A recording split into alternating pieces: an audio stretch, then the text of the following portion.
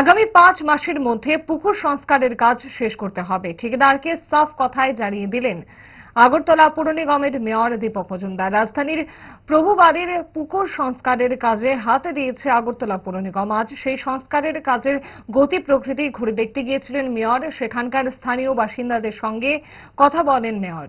কথা হয়েছে বরাত প্রাপ্ত ঠিকাদারি সংস্থার আধিকারিকদের সঙ্গেও। সংস্কারের কাজ ঘুরে দেখার পর সংবাদ মাধ্যমের সামনে কি জানিয়েছেন মেয়র দেখুন। না, সমস্যা যখন ছিল কিছুটা বেদখল ছিল, মানে দখল করা ছিল। আশেপাশে যারা থাকেন কিছু কিছু লোক খালি জায়গা পাওয়াতে বা বিভিন্ন অনেক বছর ধরে পরিত্যক্ত অবস্থায় ছিল, সংস্কার হচ্ছিল না। সেই কারণে হয়তো অনেকেই কিছুটা জায়গা দখল করে রেখেছিল, সেগুলি আমরা দখলমুক্ত যতটা সম্ভব করা হয়েছে। তো এটা কাজ শুরু হয়ে গেছে। আমার বিশ্বাস যে আগামী 5-6 মাসের মধ্যে এটা ব্যবহারযোগ্য করতে পারি যদি প্রকৃতি সাহায্য করে। সেভাবেই এজেন্সিকে বলা হয়েছে, আমাদের অফিসারও আমাদের ইঞ্জিনিয়াররাও দেখছেন।